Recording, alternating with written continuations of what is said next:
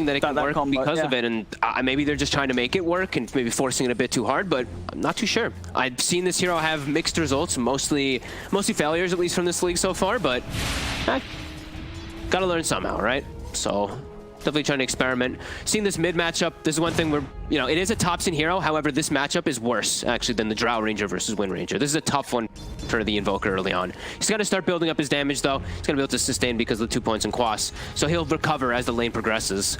But the first few levels are a bit tough. Yeah, very hard to get the CS against this Wind Ranger. Yeah. The Wind Run gets popped. Tornado dispel it very quickly so he can get some trades. And we're seeing bottom, they did sentry ward the small camp to ensure that Puppey can't abuse that one with his creeps. And they did actually allow the big camp spawn this time. They blocked it the first initial, but as an ET, you know, you really want to have this side camp open. There. You want them to be able to get stacked up so that you can apply the pressure onto a hero like Lifestealer. Zai does get the clip on the Blood Right onto the mid one there. Yeah, has to be a little careful. A few of the spears stacking up on him. Toss mid one to the side, bottom lane, Puppey getting going on. He's going to go for the TP out. He's not going to make it away though. Zeb will take first blood. It's got the damage. There we go, punching Puppey down. This is, you can imagine the sort of first blood that will, you know, give Zeb the momentum, the sort of ego boost there. He's got first blood. He's ready to sort of show Secret how it's done this. I think that's a lane where you can't play for the last hits. You're an Elder Titan Grimstroke versus this Lifestealer. I think you just have to play for these crazy type of kills and moves. Mid one. And one's able to push him back with the disarm, but they chase him down, and now they turn over towards Notail. Blood rides out. Notail, he's going down. He's caught by it. They'll dive in, and Secret will claim both of their lives. Instant salve by Yapzor onto Zai as well, and then tanks the tower. That top lane is not looking so good. Bloodseeker able to sustain, and that pure damage, it's nothing to joke about. Like, the thing is, like, what does Oracle really do? You can't even do anything about the damage because your W doesn't do anything versus pure if he did even go for a skill point early on. Lots of damage between these two. And he's gonna, it looks like probably the same build, right? I think the Veil worked really well last time. It's not like he has as great of a like team lineup with it, but Rubik's good. I mean, Rubik's gonna be able to get some Grimstroke spells eventually. See 4-minute rune, rotations coming out. Both supports from Secret emphasizing this one. They really want to fill up Nisha's bottle. Yeah, they're going to be able to do so. DD rune as well. Spawns on the bottom for Nisha. And they can do these rotations a little bit easier because they have these strong side laners. This Rage built-in Lifestealer, this Thirst speedy Bloodseeker who's had a good start. They can move for those runes early on and not jeopardize their side lanes too hard. Sure, like Matu's going to get pushed away from the wave, but he's not going to die down here. No. Unless he misplays like completely, or they get a point of silence. But now Saksa, he steps up a bit far. Oh, Matu. Whoa, the damage. Gotta be a little careful of those punches from Seb. The dispels. That creep, they have to kill it. You have to get rid of that one there. It can dispel both the Inkswell and it can also dispel the Astral buff onto the ET. So yeah, they have to make sure that they get rid of that one there. And they will. Mid one. Gonna start is building up. In onto him. He nearly gets locked into it. The silence, of course, does still catch onto Notail. And Notail will get the kill in return, but he may die as well for this as Yapzor's hunting. And you find the final right click. Notail juking it out in the trees, getting the Purifying Flame heal stacked up. He'll be able to survive that as he hides himself in the trees. Looks like the pushback actually got Yapzor out of range to be able to lift and throw the Huskar into the Blood Right for a second there. Ends up actually getting them a kill. And now bottom. I mean, Seb has actually forced out the Lifestealer. Yeah, so all in all, though, 5 minutes in, definitely improvement from what we saw in game one from OG this time round, coming out solidly even across the lanes. Yep, and we see, I think Yapzor maybe just snagged that from Nisha a little bit there. Nisha was pinging it, but either way, they got those bounty runes top. And we see Matu, he can safely TP back to base because he can just get raptured all the way back with the Divine Favor from Puppey. So keeps himself there. Shackle on the side. All right, he's going to be able to find Notail. Notail turns with the disarm, but the two of them will be able to play around with him and kill him off. The kill for Nisha. Yapzor didn't take the kill with Fateball. What the hell? Yeah, that's when you know the Secret are trying their hardest. Yeah, seriously, what no kill stealing today from Yapzor. Instantly ruined. Nisha does not get lucky guessing bottom. Topson will be able to deny out the invis. Doesn't care about it. Already Urn finished up for Topson, and like we said, this game Topson on an Invoker, he can deter a lot of the aggression, especially versus a hero like Wind Ranger that you can dispel that Wind Run. So he can easily show up and counter gank or even setup ganks, because they also do have the ET with the Invoker. So we've seen that one earlier in this tournament in particular. Tornado plus Stomp, easily to land and set up those EMPs. What's this? He's using the fort here to... No, there's extra creeps away from Nisha. Keep that pressure in onto him, onto the tower. There's that little purge creep again. They have to... I mean, this little purge creep will make their bottom lane not be able to be aggressive at all. Top Zai. Top. It's going to start playing aggressive as he hits 6. Drops the Blood right down. Not quite in a position to kill off Notel, but the Fade Bolt is destroying mid one there. Take him out again. Bottom lane, Seb trying to go in onto Matu. Puppey and Matu trading back though onto him. This Dispel, I mean this creep, like he had a ton of Astral stacks there from the creeps on the side, but it just gets dispelled off all that damage that he builds up.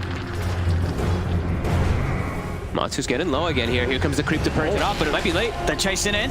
Seb, he's diving for this one. YapzOr's able to TP in reaction, and Seb, oh, he gets a little too aggressive there. Not expecting YapzOr Purge creep to be able to TP across. And as you say, Puppey with that micro, setting up the secret to find both of them down there. YapzOr 6, it's 7 minutes in. Wait, what the hell?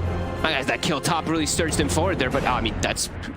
All right. Level 6 with Arcane Boots pretty much done. Typical YapzOr, even though he didn't secure the kill with Fade Bolt earlier. And that was very ambitious there from Seb, that dive. He went in, and I don't think there's many scenarios where he gets out of doing that. I mean, I'm sure maybe he was Matu, like there was that chance, but didn't play out. They tried for the cheeky play with that like silence coming with the Phantom, but it wasn't able to get it. Nisha though, rotation from Saksa. The silence, but YapzOr's going to be able to break the combo initially. Thompson still has the Inkswell on him. They've got the nukes on to Nisha. Back up for Zai coming in from the top lane. Straight away they pop the Invoker. They will lose the Wind Ranger. Zai's going to try and chase down Saksa and Notel. See how much more they can go for. There we have Zai leading in. Stun connects in onto Notel. Blood Bright's down. Notel will get hit by it, but the backup's here from Seb. Seb will start to push the two of them away. YapzOr's able to grab the bounty rune that have been left there for the last 3 minutes on the way out. Gets his Arcane Boots completed because of that too, and he's being able to give Zai mana, so Zai in fighting form again. My god, the blood rate damage.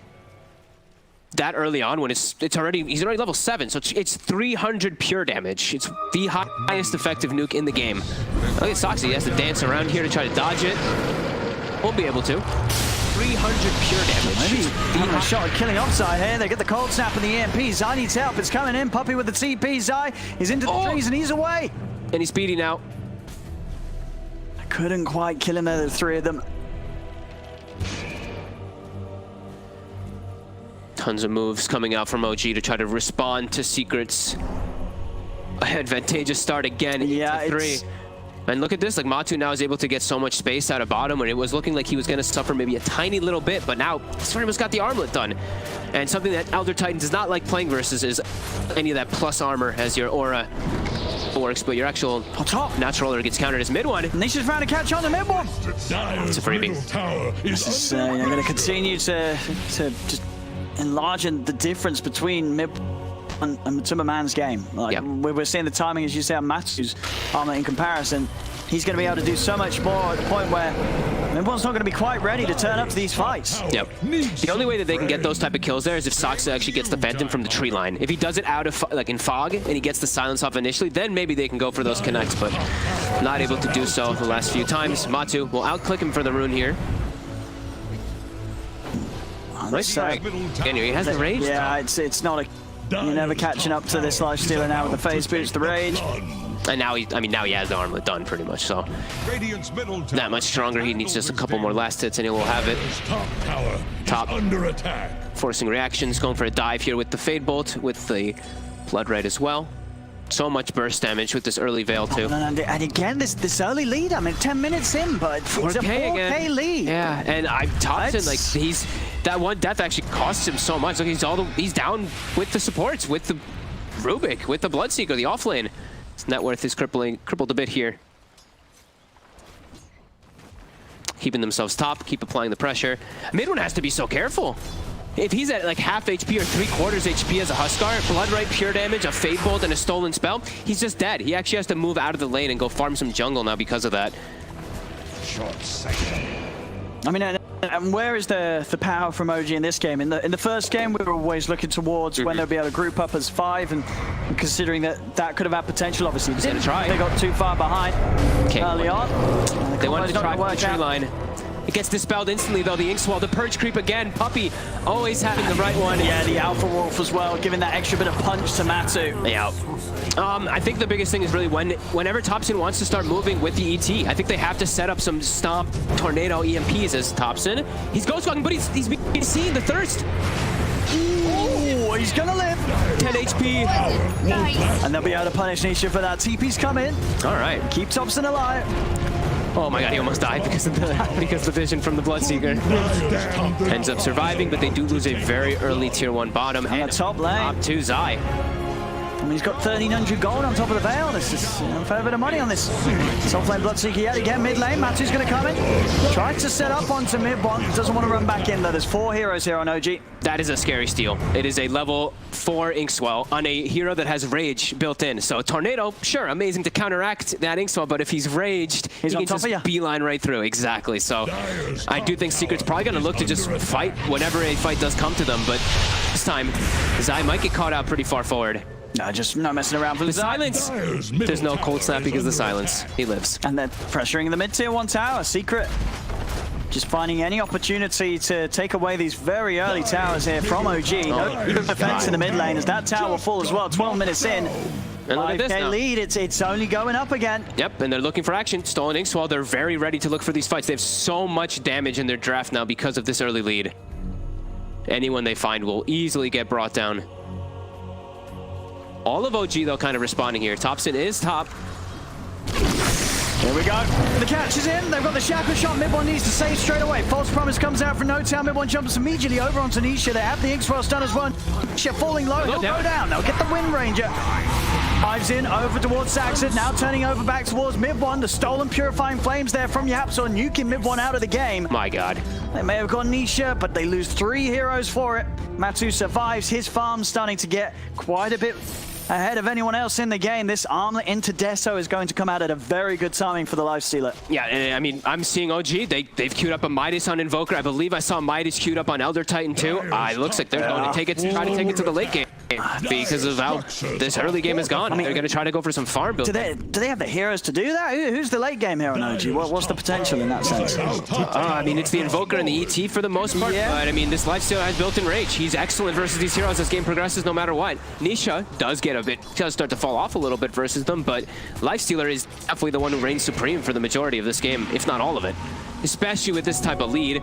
And he's always going to get amped up, right? He's always going to have this Chen behind him to buff him up, and then Rubik stealing Grimstroke and Oracle spells. So I do feel like this Lifestealer still does reign supreme, even if it does go to later, but OG, they might have a different idea of it.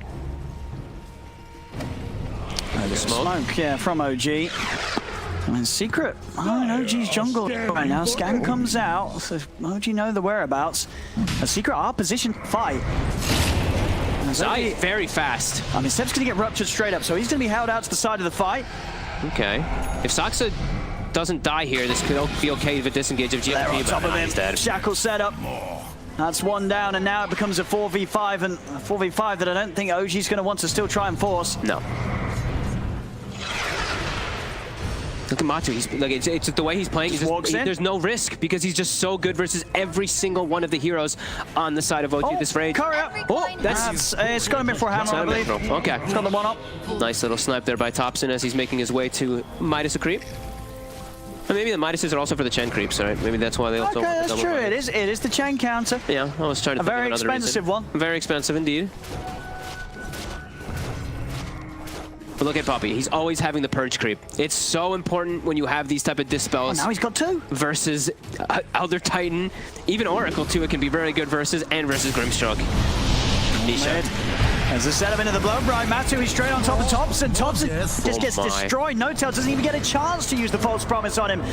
As Thompson goes down, Matu trying to run up to the high ground. Saxon there with the counter players. They lead forward. Inside the infest. Oh, he gets away. He's into Nisha. He's straight back out and he's ready to fight on. The false promise will get used onto mid one. But they're outnumbered. They're down 2. Mid one's going to take so much damage through this false promise that he's going to pop as it comes to an end. Oh, this is insane. Oh, it's starting to look like a bit of a replay of game 1. 8K lead, 16 minutes in, 18-5. They're just so good at looking for the right fights, and they've got a mech to counteract everything there already. OG, they're nowhere near that type of mech. They have the one save, they have the one false promise, but look at the way that Matu's playing. We're saying he's playing with no risk, no care. He's just running through heroes, targeting exactly whoever he wants, and they lose Thompson at the start of it, so it was a fight that was near impossible anyway. Oh, I mean, Secret's just out of control. Secret indeed.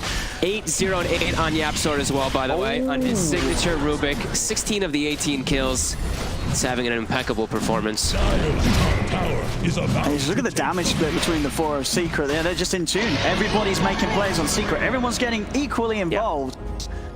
Like they're just all on the same wavelength, Secret, and it shows it. Yeah. OG trying to get something together against this lineup, and for the second time in this series, it's just not falling into place at all from OG. It's falling all over the place. No, it's the way that they're making all their heroes work together is why you see those damage numbers. Like the reason YapzOr's damage is so high is not only because he's YapzOr, but because he's got the Veil backup from his teammate, from that Bloodseeker, and he got given level 6 at 7 minutes, and he got just look at it, level 12, and he's got his Blink Dagger on top of the Ether Lens at 17 minutes. He's nearly about to overtake the farm. Mid-1 and Thompson. Yeah.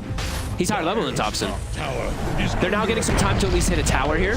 Finally here. The first tower that they've been able to punch really in this game, OG. Sai quickly starts to deter that. Has a Yules already finished up, and he's actually getting it raptured out, but he will actually, okay. He'll use himself to make sure he doesn't get hit so that he can get pulled away and ensure that he survives as well. I mean, they get a tier 1.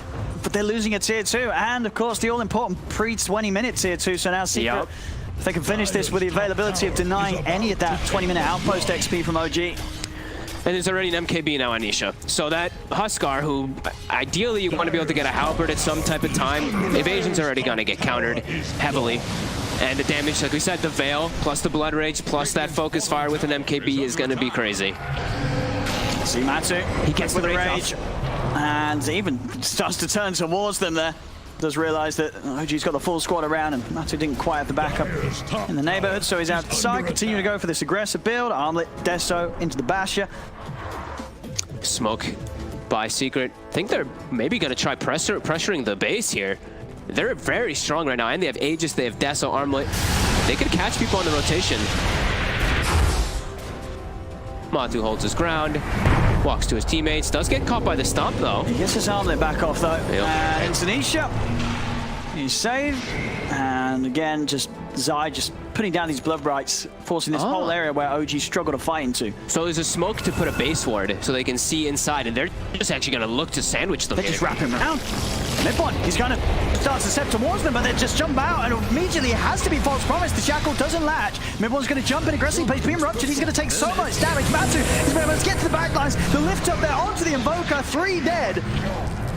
It's starting to look just as bad as game 1, Fogged. It really is. Certainly is. Look at, they even still had Hand of God. They did use the mech, but OG, they don't have anything to match this at all right now. Secret just, I mean, it's flawless play here. The way that they smoke and wrap around, they set up the ward too. This is just no mercy.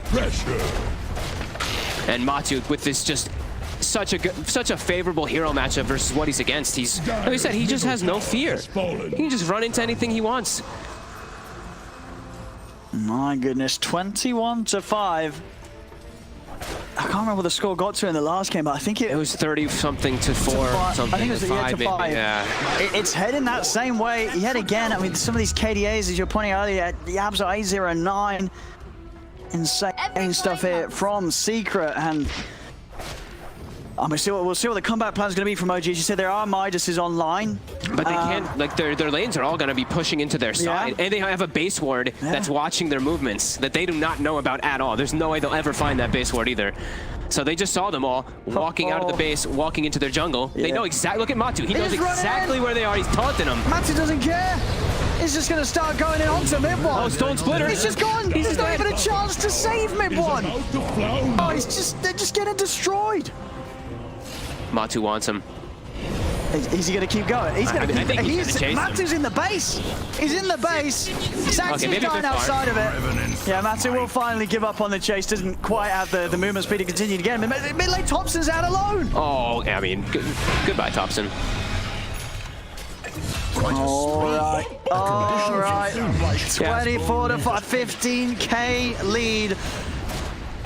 It We're really going to get 2 back-to-back games of this. This is just Secret just destroying OG on an outrageous level. There's nothing close about these games.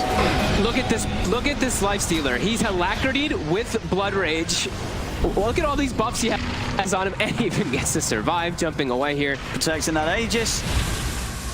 And Zai, he's feeling it. Dagon's out. That's how you do as the Bloodseeker. Sure. I mean, get out your Dagons. You've got your max Blood Rage already, 30% spell amp. The grab. One again, getting caught out. Matches in and he's dead again. Nothing can be done to save him. They gotta be calling this. They gotta be. They really have to. A Secret. Holy shit. It's really no mercy. Okay, Inkswell onto 2, but he's so tanky already. It's not gonna do anything. It's not doing anything at all. No, it is not. And even the power shot through with the amp up. Are they gonna get this ET as well, Seb? He's trying to get away. He will be able to get away. I mean, maybe not. He'll be able to get away. But he's forced back to the base. Secret 22,000 gold lead. They're toying with their food now. Oh. Yeah.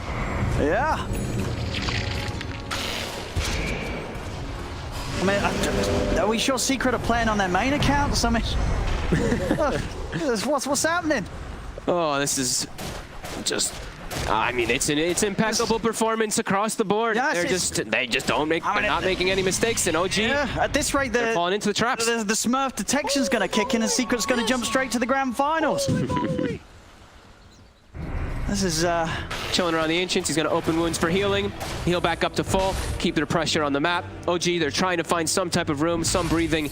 Seb, desperate to find some farm. But now he might be paying with his life. As is that a boot to travel on the Rubik? Yes, it is. Okay, with the stomp, but he will. I don't think will find Nisha. All right. Monster kill.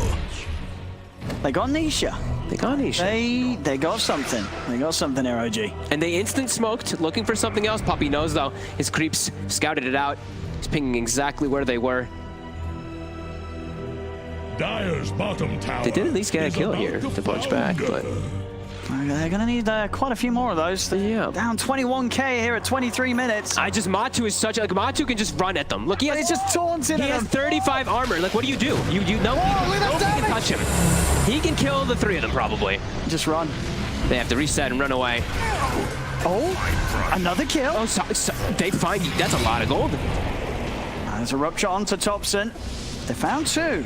Thompson's going to go for the TP out. Oh, No Tail gets left. Oh, but he's out with the TP, and there's nothing to cancel it. He'll survive. Okay. A bit of a punch back here from OG. I don't know if we... Oh, he does not survive. No, did he stick? He had 19 stick charge. Oh, he didn't pop the stick. Oh, I think if he popped those... That may have saved him. I mean, they did so much damage to him with the hits, with the Deso. True, that may have not saved him. Maybe not. Yeah. I thought the fountain region might be enough to actually heal him up, but oh my god. I guess Matu just hits that hard right now. Yeah, they're too big. Dire's bottom tower won't last long. They've got the detection, Thompson, the Dagon. Keep murdering. He's dead. He's out. And he buys back. He's going to buy back. And Midbot's going to try and turn. He jumps in onto Puppy. Oh my god, Puppy's just, look at him just slowing him with the Ghost Lady. The lift is holding him in the blood. Right, he's gone again, Midbot. Again. OG just pushed back under the bay. Whoa! The Absol swagging in with the life break. As OG, they're just getting pushed back by the blood. Right. Shackle won't latch it. Secret playing around into the siege creep. Matu goes. Another rupture. Ready for some Carty action. Oh, Saksa, he's been spouted. He's been found. Stuns the Carty. But pays with his life. I mean, they're getting Dagon now. That's when it's rough. When you're getting Dagoned. Just look at this. The blood rates to zone them away from going back to their fountain. By Zai. They will turn. The damage. ET. Oh, Zai on the run. Oh, he's got Essence Ring. And he's away. There's another stomp. They get the stomp. Okay, and the setup there as well. Onto Yapzor. Midbot He's gonna look for the kill. Matu goes in with a rage onto mid one. Mid one is gone. No save available from Notel as the false bronze is still on cooldown. Notel goes for the disarm and the TP out back to base. Will make it away. Nisha able to finish them off with the power shot. As Thompson goes down, the bottom racks are claimed. 38-9. Over 1k a minute lead here. Yet again for Secret. 29k advantage. Nisha was trying to run away and Matu's like, no, we're going in, not out. I mean, they certainly are. Notel's out. Right up to the fountain. Nisha dives in. It's a team wipe. GG is called. Is drowning. And not the once, but the twice. Secret. They just decimated. It's not even close. It's not even close. I saw people say you've got to come up for a new word. This is more than a stomp. Between Secret and OG, this is... It's 26 minutes, and look at it's a 30,000 gold lead, 41 kills, 9 OG. It didn't look like they had any chance in this game. Like the first 6 minutes, we're like, oh, looking a little bit better. Hits the 12-minute mark.